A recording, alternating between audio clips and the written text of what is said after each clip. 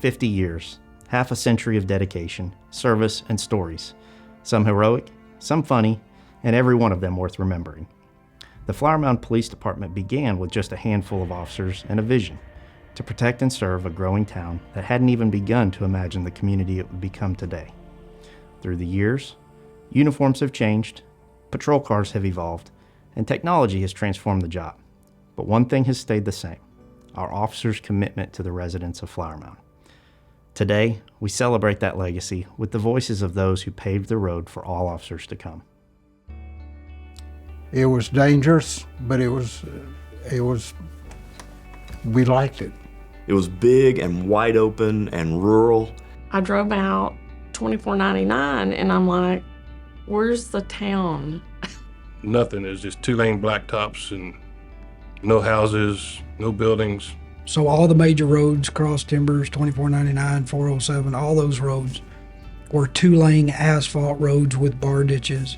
I watched the town basically being built. To be honest with you, when Flower Mound was hiring, I had to look on the map to see where Flower Mound was. Unlimited growth potential.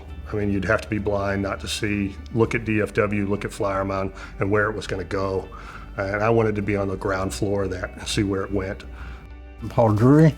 I was with the Flower Mound Police Department from 1975 to 1981. I had the opportunity to become a paid part-time officer with Flower Mound, and that was December 1975. Byron Lake worked for the police department from October 1983 to January 2011, retired as an assistant chief. The town was so sparse and spread out. There were pockets of mobile home parks. There were some newer subdivisions, the Timber Creek area, and those were old Pulte homes that are old homes now, but they were newer at the time. They wanted me to do when I was Flower Mound is to write and really expand what Matalas did, a standard operating procedures, and implement it.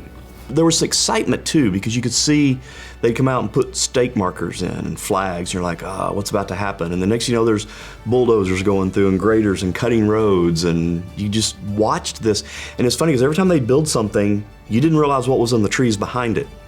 And they just kept building. You'd think, well, they're done. No, they're not done. They just kept adding on and getting bigger and adding on. And yeah, it was a crazy thing to watch.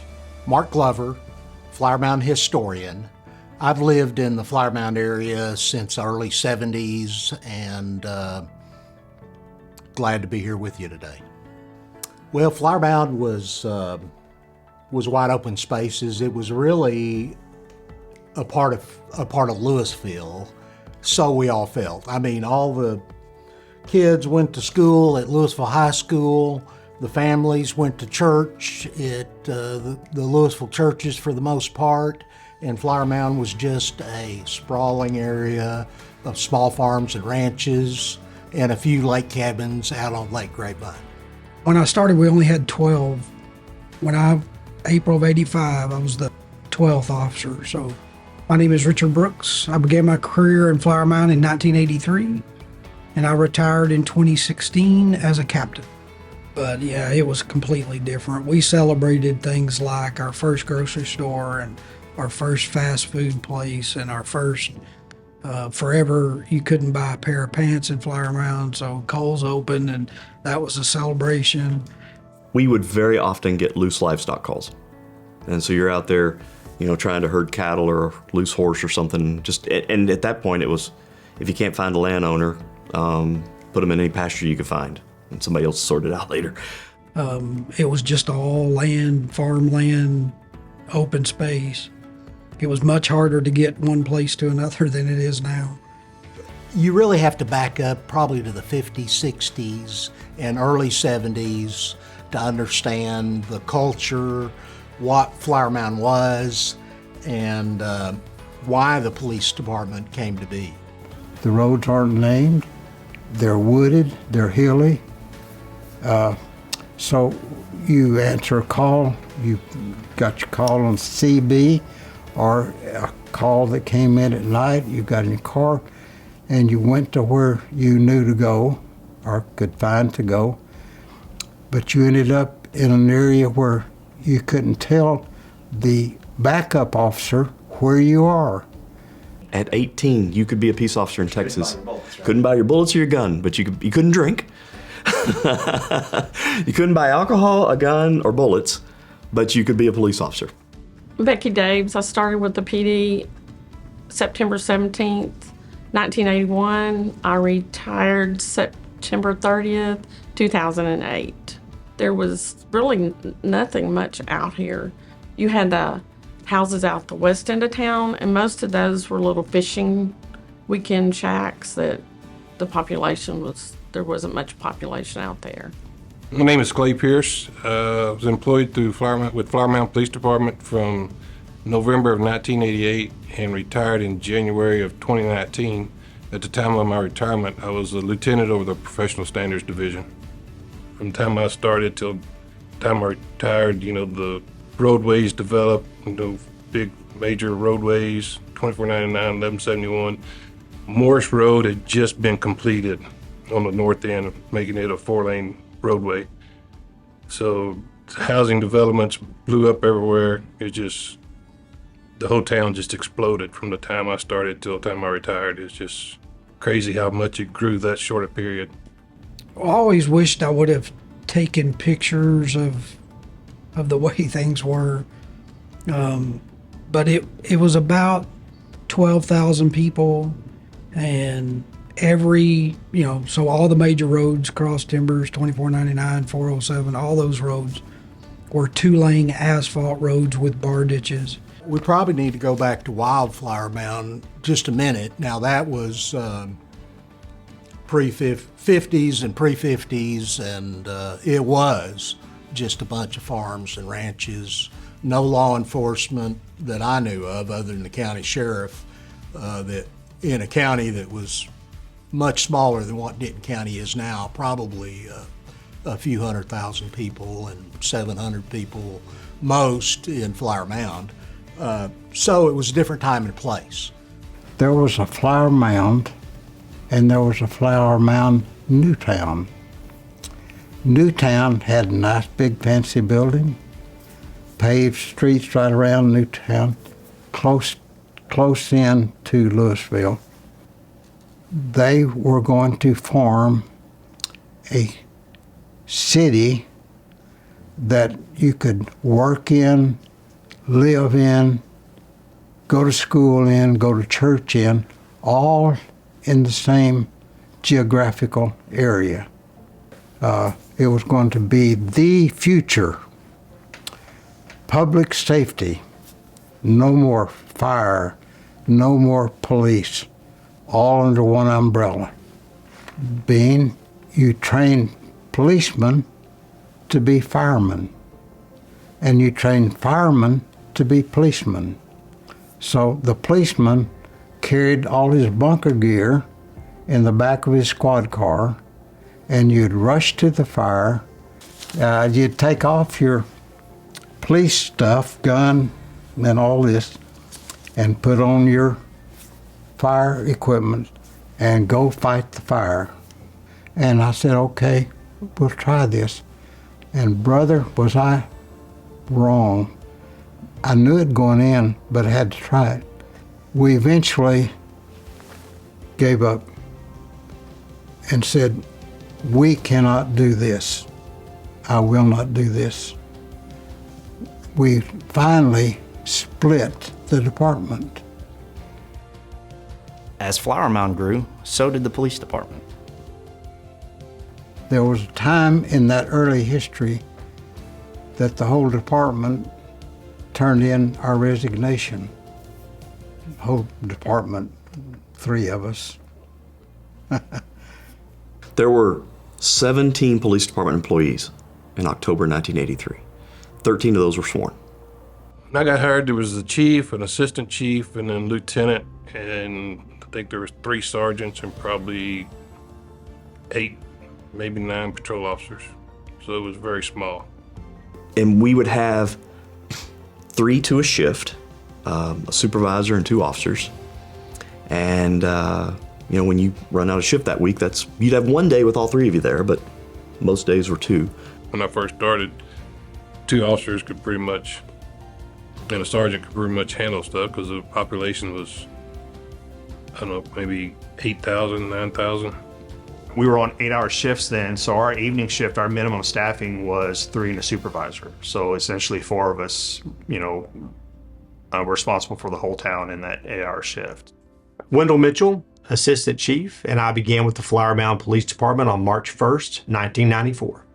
From what I remember, I was officer number 31 hired in the agency at the time. We were authorized, I think, for 32, I think it was 32 or 34 officers, sworn officers in the department. Our typical shifts ran with 1 sergeant. My name is Colin Sullivan. I started with Flower Mound in 1995, and I recently retired in 2023. I retired at the rank of captain. Population of Flower Mound back then was like 30,000. I think officer-wise, when I started, we were probably somewhere around 18 or 20 officers. Jason Hawley, Captain, Flower Mound Police Department. I was hired June 11, 2001. I want to think I was probably in the 30s, mid-30 of officers that we had at that time, where today we're at like staffed 111. You know, back when I first started, we would have a test. We'd have over 100 people show up to take a test.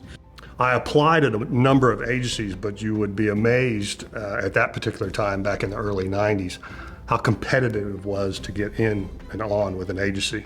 And what I mean by that was, let's say, for instance, like Denton.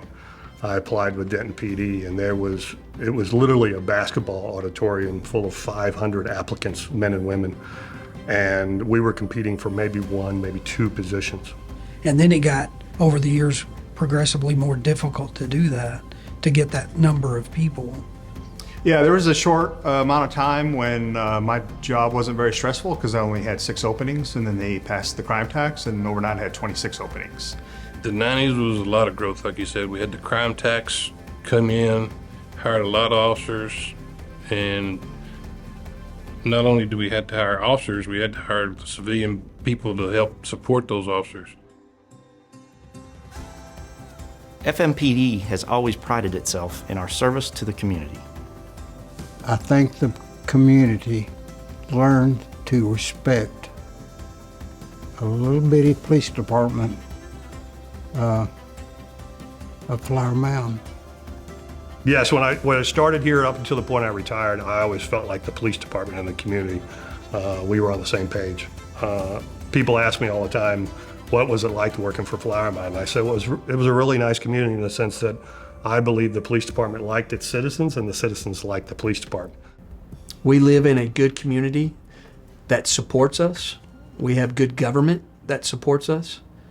We're more known. I think the support from the community in my tenure here, during my tenure, 10 years, was strong. I don't feel like it's, obviously, I think the relationships have gotten stronger, but I think the support, obviously, and we've gone through in policing some of the most difficult times. So for us, over the past 10 years, so for us to be able to maintain that level of trust and respect with those that we serve, I think that certainly had something to do with it, continuing to build on those relationships. As the department grew, so did the buildings. There was a trailer that's kind of been modified. It looked like a building, but it was actually a trailer on Flower Mound, 1171, and it was just a small trailer. Of course, we didn't have a jail for years. I would have never invited anybody to the trailer. I was embarrassed. People would say, where are y'all? Well, we don't, you know. I mean, we operated out of a trailer. When I was hired and brought on, our police department was housed at the old First Fire Department at the corner of Morris and Cross Timbers. The PD was located where City Hall, Town Hall is now. Much different look to it at the time. It was rectangular, and one half of it was a fire station and the police station, and in the middle was the council chambers, and the other end was the town offices. That building was so bad. We had rats. It was falling apart when I first started to work here. When it rained, water would pour through the ceiling. We'd have to move records to keep from the records getting wet. I'm thankful for this building. We do have a couple of leaks in it when it rains every once in a while, but we had much bigger leaks in that building whenever it rained. So it was always interesting to have to throw your raincoat over your workstation to make sure it didn't get soaked at your desk. Cramp, wore down, the ceiling falling in, the holes in the wall. That was not the best building in the world. That was, you had insulation falling out of the ceilings. There was a number of rat sightings at that time. And I went to open up a locker one day to get evidence out to put it in the room, and a rat came out. I mean, we had rats. Another thing at the old PD building, there was some kind of just old silver metal camp trailer that was parked out on the back lot, and that was our locker room. They put lockers they got from the school that they were tearing down or remodeling or something, stuck them in there, and that's where we changed and had our locker rooms in that old trailer. The jail's my favorite because the first jail we brought in on a crane. It was a completely contained jail. It looked like a giant dumpster because we were all excited we were getting a jail because they had to take everybody up to Denton County. We had a portable 3-cell jail that they brought in and attached to that building. That they just delivered, cut a hole in the side of the old building. And they shoved it up against the building and cut a hole in the wall, and that was our jail. You had this like 4-inch little gap between the two buildings that you walked into the jail. But we were so excited to have a jail just simply because you had to drive all the way to Denton County to put your prisoners in. But we eventually outgrew that building. Town Hall moved over to the old Forums building, and fire department and police department was in that same building for a while. Fire department built their new station, so then it was just all police department. Finally took over the whole building. We outgrew it. All our CID people went to the atrium building across the street here, and where our CID was located. All the rest of the police department was still down there. And this building we're currently in was an old Food Line grocery store.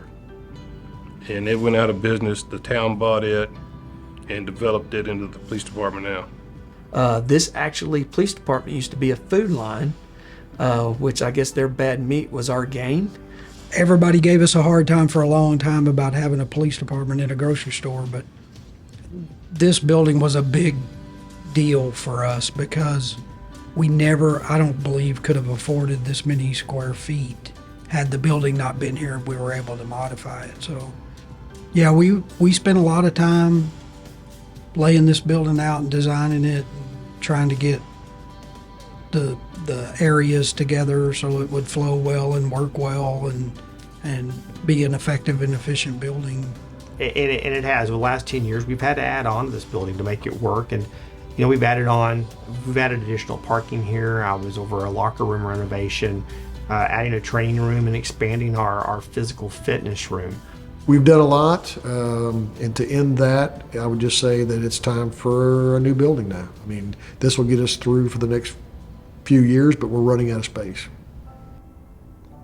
In the early years, emergency calls were answered much differently.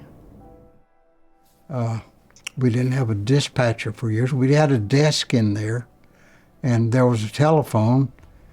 They could call that little building number, which was a Louisville number and Louisville address at the time.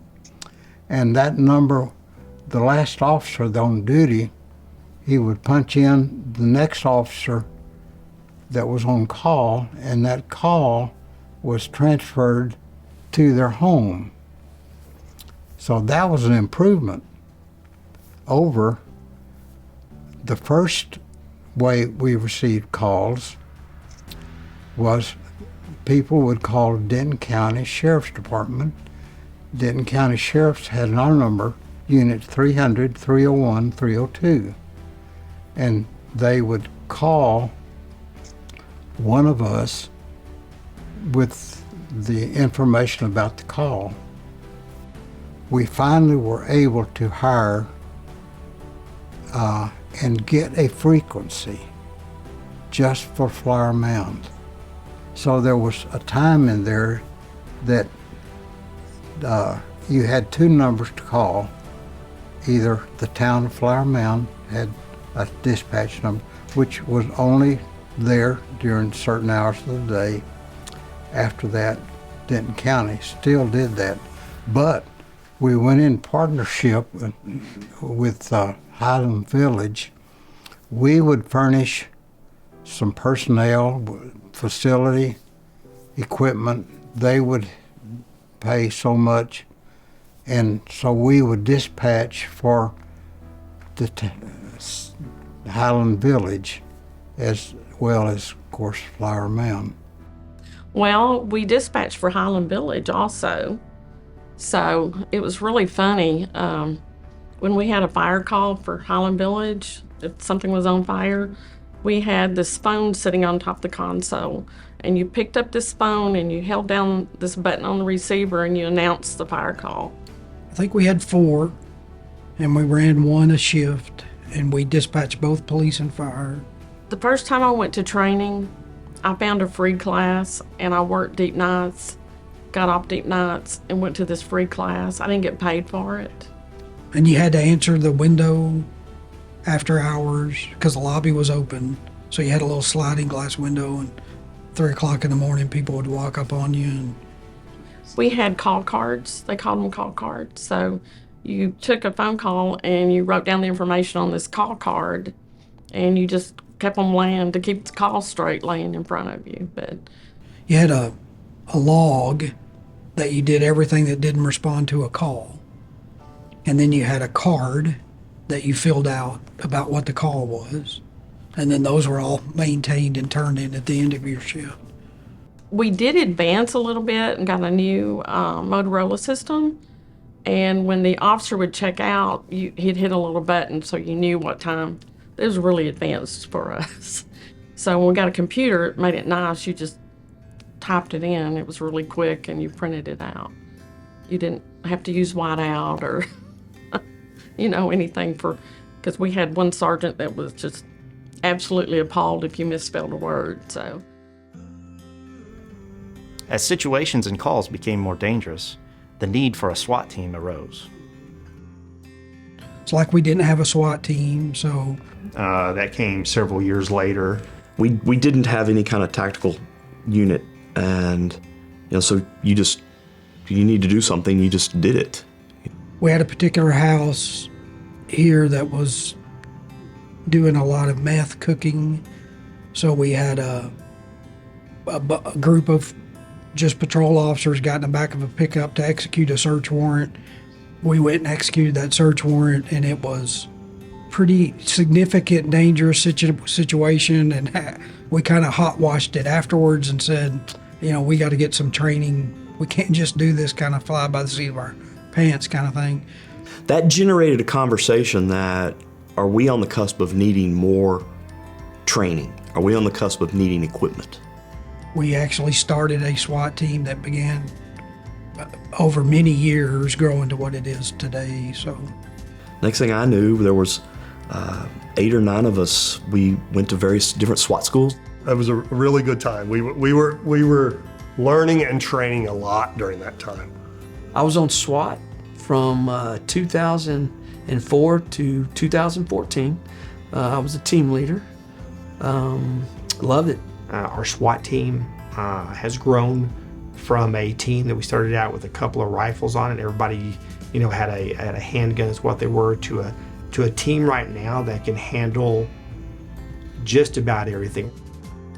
The Flower Mound PD has specialized divisions, one of which is criminal investigations, which is made up of general investigations, narcotics, school resource officers, and mental health.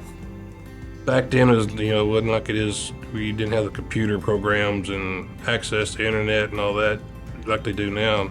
So we'd actually come in, get our cases assigned to us, We'd get in the car and they wouldn't see us all day long because we'd be out chasing leads and following up on stuff and going to pawn shops, and so we were gone a lot.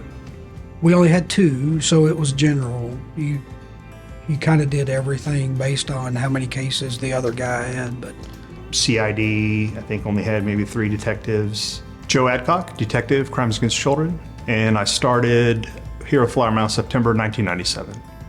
In my time in CID, I think my work with multiple agencies with crimes against children, I think that brought a lot of recognition here to our CID and our department as a whole about the quality of work we do here for investigations, particularly with child abuse victims. So I'm very proud of that work here. I'm probably most proud of that work in the 27 years I've done this, plus the other 2 or so with the other agencies I was at, was the quality of work we do here in our investigations. We have a very good reputation with the district attorney's office and with the U.S. attorney's office here regarding our cases that we file, whether they're child abuse or drug or fraud cases or whatever.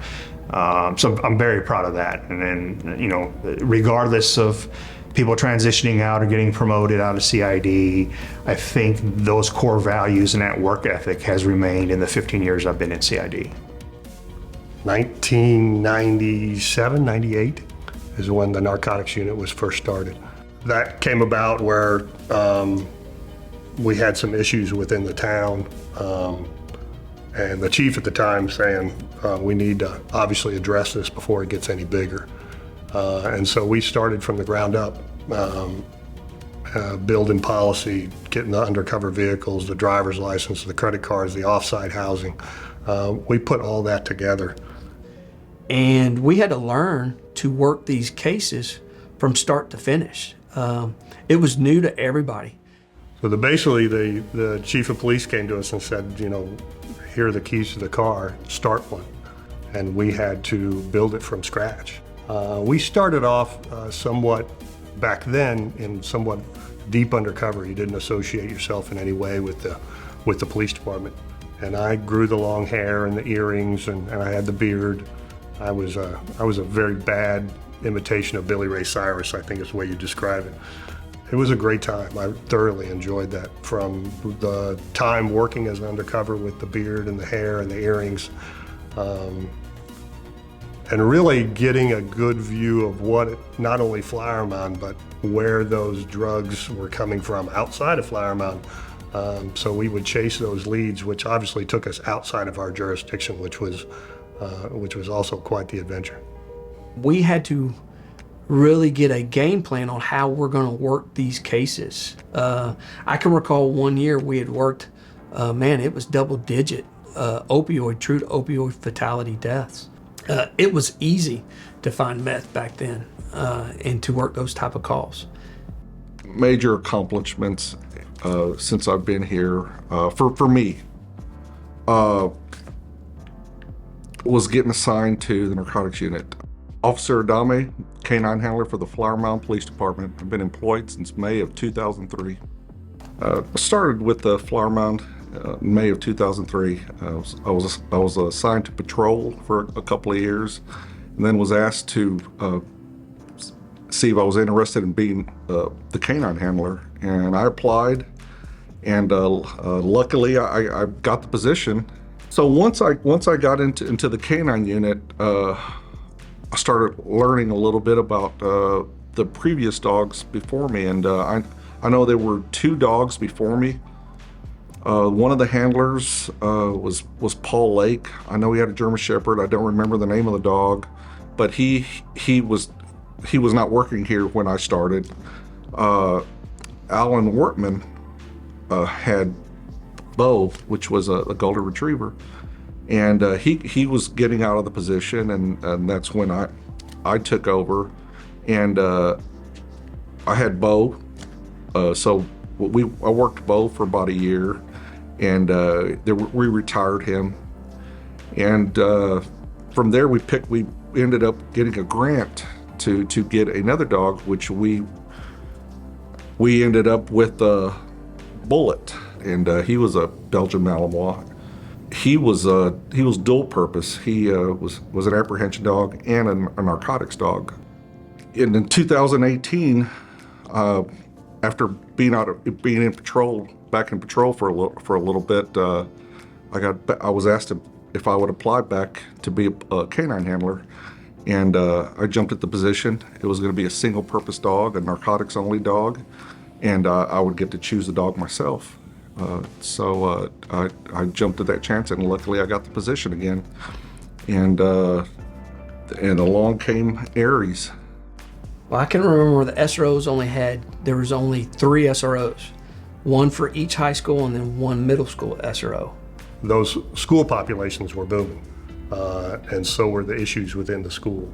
We took a conscious effort to make sure that they were a 3-tier system, meaning they were the law enforcement and safety in that school, but they were yet also a mentor and coach to some of these kids that they could look up to and not be afraid of. But they were also educators. We actually were putting officers in classrooms and allowing them to teach. I think there was a clear need for the SRO program to go from to a small unit to covering those schools and making that relationship and connection with those kids. We have a great SRO team here now that has helps us build that relationship with our school district. In that time period, Flower Mound was the tip of the spear. We had outstanding SROs that came up with LISD programs LISD still has today that originated from Flower Mound SROs, such as the tip line. I'm Andy Cancel, and I was the Chief of Police for the Flower Mound Police Department from 2013 through 2024. If somebody said, hey, what are you most proud of? And sometimes it's what you have the least to do with, and I'm so proud of our mental health unit. In addition to helping all members of the police department, they also are plugged into the town and its citizens. And since COVID, if any particular call has increased, it would be the mental health calls. Bringing those programs to the forefront, getting those funded was a key thing that was accomplished. We were always facing these critical incidents that sometimes were just awful. And there was no way to get help or assistance. There was no peer-to-peer, there was no wellness program, there was no LPC on duty, there was no mental health unit, if you would, to address those. When it comes to mental health, the police department's expected to respond to mental health. We do respond to mental health. And I remember afterwards, and we got finished working that scene, and we're all just kind of looking at each other with these blank stares. And it was just, all right, that was a great job, guys. Good job. I'll see you tomorrow. And there was no critical debrief. There was no, hey, does anybody need some help with counseling? Does anybody want to talk to you? And you just looked into those kids' eyes. It was, and where we were then and where we are now, you would never have a critical incident like that and not get those officers, those dispatchers, whoever was involved in that incident, the help they needed. And developing that mental health component in CID not only should help and has helped our officers from having to go back and back again and back again to those same individuals to provide police services, but more importantly, gives us the capacity to better serve them by providing resources that they need. And I think that was a huge area of growth that we were able to manage, and we're there. And I'm really proud of us for that. The department is always looking for ways to be more visible in the community. The bike program was one way to accomplish that goal. When we launched our bike program, at the time it was Lieutenant Lake at the time, who actually it was his idea to come up with a bike program and launch it. The more we talked about it and the more we got the backing and the idea, like, let's take 4 guys and let's build a unit out of this. And it's part of patrol, but it's not assigned to a shift. So we were building this trail system. Flower Mound was really proud, and I think they still are, of their connecting trail system. But we didn't really know we already knew it was hard to get back into parts of it. I knew it was going to interconnect, but let's see what we can do with it. The town started putting in the trail system. It became problematic to patrol those from a vehicle, so what are we going to do about that? So then we developed a bike patrol. I loved it because I thought, wow, I can ride a bike all day at work and get my workout in and get paid for it. The difficulty was the trail system didn't fully connect. So you'd have to jump across highways and roads and stuff like that. So that's where you get a lot of the weird looks. But, in those early days, you'd ride all those trails, but there really wasn't as much going on those trails as you thought there would be. In the bikes, we had Trek bikes or Cannondales were the two bikes that we had. The option was a 20 or a 26-inch bike. So if you had incredibly tall guys which really needed a 29, they look kind of small riding one of those bikes. We went to the high school principal at Marcus and said, you've got this basically storage room on the back of your building, can we have it? And he gave it to us. So we set up like a police extension room on the back of the high school, in the high school building, but as an external door, and kept all our bikes and all of our equipment in there and worked out of there. We'd gotten rid of it for a while whenever community policing was a big buzzword. And then I'm trying to remember what year it was we actually started bringing the bike unit back. But it's been within the last 10, maybe between 10 and 15 years ago, we started bringing the bike unit back, and we brought it back in a patrol function at the time where it was an ancillary responsibility. And then the next evolution is we started getting increasing complaints. I don't know if Brooker talked to you about it, but at the lake, down the lake, it evolved. It changed from the Irving crowd coming out and drinking and stabbing each other and smoking dope to we had an onslaught of inappropriate behavior, indecent behaviors taking place at the lake parks. And it was really getting quite heavy. What we learned is we could take those bikes off-road and work those trails. And they'd also, in the time, they'd pass the alcohol in the park and the glass in the park. The town was taking more interest in it, and I think they were looking down the road. They were at least having conversations on leasing the parks to the town. So it was a good opportunity to go in and clean things up. So we used those bikes for that. But then we also found the opportunity, like, what can we do on the waterfront? So that's how we got the first two jet skis. The bikes started in '96, and we soon quickly followed. So maybe '97 is when we first got the first jet skis. And then we ran bikes and jet skis on until, for the next several years, and it was after 9/11 we got the first boat. That first boat was on a grant, a DHS grant. That was a Boston Whaler. We had incidents where we couldn't get to people in a timely manner, so then how are we going to address this? Well, we got jet skis in a boat. Just as those things popped up, we went through the process, going through the budget. So we would have gotten those first jet skis probably around '96. We went to two different agencies. They were on a loaner program. They had law enforcement loaner programs, and we had one Kawasaki and one Polaris. They didn't match. Drove my OCD crazy. Went and got a lot of training on it. There was actually classes being Tarrant County College and Dallas PD were doing, and I went down and got trained as a trainer to do MSO training, Marine Safety Officer training, and the vessel training, and and then next evolution later became the boat. But the first several years was just jet skis. Without the hours of our dedicated volunteers, policing in Flower Mound would look much different. I went to a school in Waco where they taught us how to start a Citizens Police Academy. And I think Byron went with me. Somebody else went with me. I don't remember who it was. But we came back, put the plan together, started the Citizens Police Academy, which then started the Alumni Association, which then started the Citizens on Patrol program. And that thing has just turned out to be a resource that I even had no idea it was going to work out so well. I do remember Brooker kicking off the CPA, the Citizens Patrol, and I remember at the first I was like, what are you doing? I remember scratching my head thinking, I don't know if this is a good idea. It was a great idea. I mean, it really was. I think it was a way to see community involvement that didn't require the regulatory side of it. And I know before I retired, I just saw this onslaught of what they were doing, and the love of the Citizens Police Academy, and the people that core group that just dug into it. And I don't know where it is today. I hope it's as thriving as it was and better. But they were always looking for ways to do something for the police department and for the officers in the field. And I just remember thinking how great that was. And they have a great relationship with our volunteers as well, because we get so much help.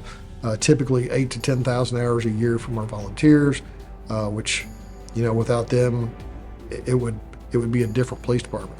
And just the amount of help that they bring to the organization, the coming to relieve an officer, to wait on the records, and just the stuff that they do was a force multiplier that I didn't imagine. So I'm just so proud of how that thing has evolved and how much assistance it's provided the organization and money saved in personnel costs. It's just really been a boom for the organization.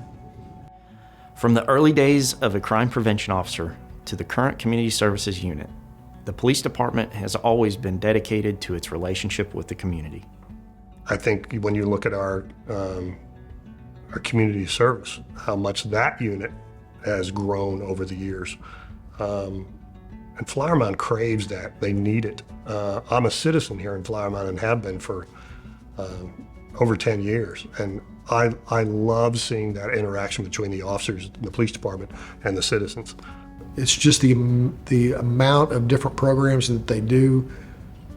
I had some concern that they wouldn't be able to juggle all those plates and keep them up, but they've done it, and very proud of them. We had Kids, Cops, and Pizza, I think, was one of the programs that we had. A lot of youth engagement, whether it's Cocoa with the Popo, Coffee with the Cops. We ramped up and kind of switched up how we do Santa Cops, which is more efficient. Crime prevention started, and we started the Santa Cops program during that time.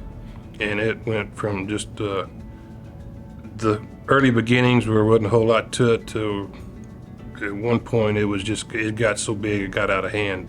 I remember one time walking into, just all these presents everywhere, just thinking how we went from, not able to do 2 families to where we were doing just tons and tons and tons of people and provided that service. We couldn't really put a handle on it because we had so many toys left over that we ended up having to take those to the children's hospitals in Dallas and Fort Worth and donate those to extra toys that we had because we had way too many to give out to the families here in town. Back then we would have a certain week that we would cut off receiving toys and we'd just start wrapping. And I love to wrap Christmas presents, so I always enjoyed. But back in the day, we would come in and wrap them and do all that kind of stuff, and help out. So that was always fun. Demands for policing have changed, and so has the technology. As the department progressed and technology improved, we had computers in the cars, cameras in the cars, we got tasers.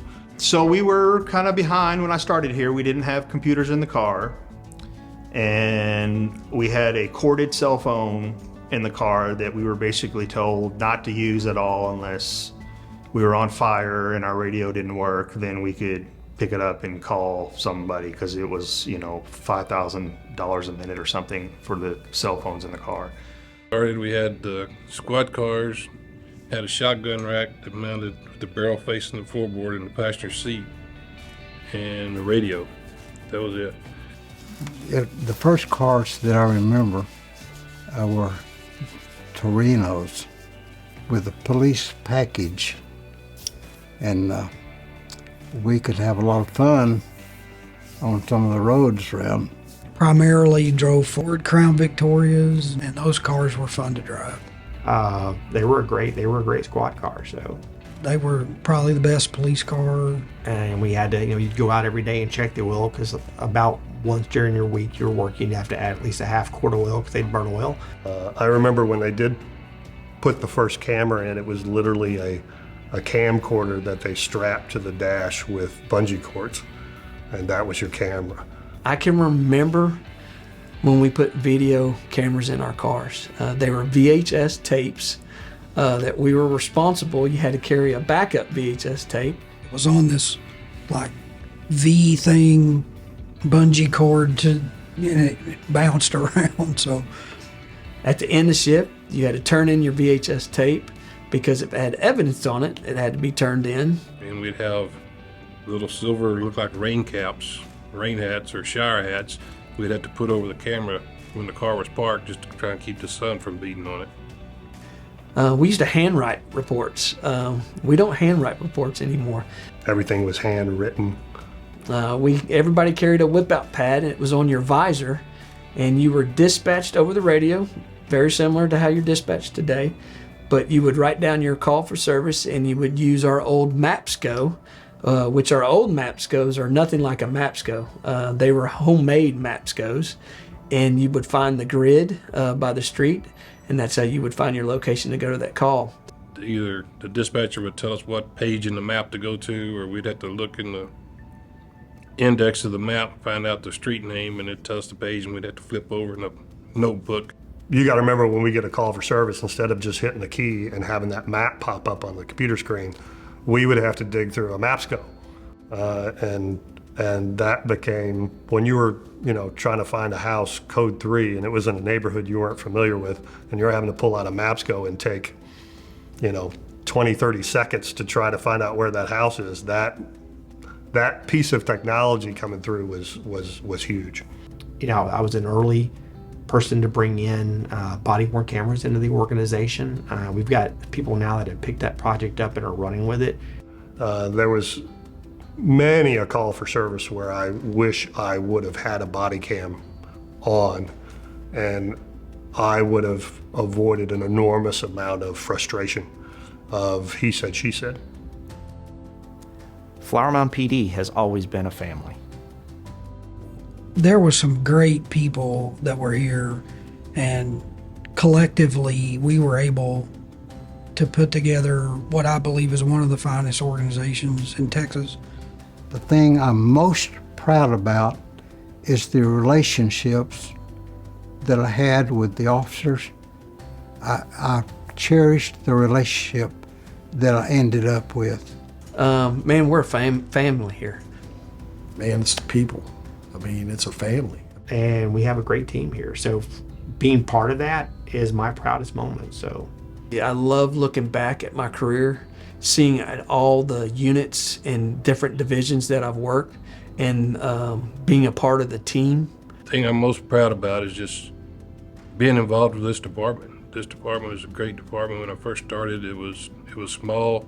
When I left, it was big, and everybody got along. There was no infighting or anything. It was all family, and everybody got along great, and that was something I was proud to be part of. We can't look to the future without remembering the past. 50 years has come and gone, but we look forward to the next 50 years of service. There's no telling what this is going to look like in 50. I mean, with the more advanced technology and the equipment that they're going to need. It's hard to say. I don't think there's going to be flying cars. Oh, that's technology beyond my imagination. And I don't even want to try to wrap my head around what that will look like. I think some of the technology is going to make us even better and more efficient and effective in catching criminals. I think technology, we're going to have a lot more technology than what we do now. Probably better body cameras, better drones. I mean, who knows? They talk about with Axon that a drone that will come off the car and follow the officer when they're engaging with someone. The use of AI will be much more prevalent. Policing, I think, will adapt like it always does, to serve the community. So I think we'll get better. I think you're going to see a population obviously boom with the west side of town over the next 10 years. There'll be a significant change in the department. I just see it growing and growing more, especially with the west end of town exploding. And probably will be at least another half as big as it is now. Based on what I'm hearing about out west, it may even be doubled in 50 years. I think in the end, though, regardless of technology, regardless of who we have as a chief, we're always going to need the men and women wearing that badge, answering those calls for service, and serving Flower Mound. I don't think that's ever going to change. I think the one thing that will remain constant is you're still going to need good people doing law enforcement. It's still going to be a 24/7 profession, so it doesn't mean we're not going to take off at nights. You're still going to need good people on the street working with the public. I definitely see it being a leading organization. I don't think that they're ever going to lose that. I believe Flower Mound PD will be receiving state and national recognition for excellence.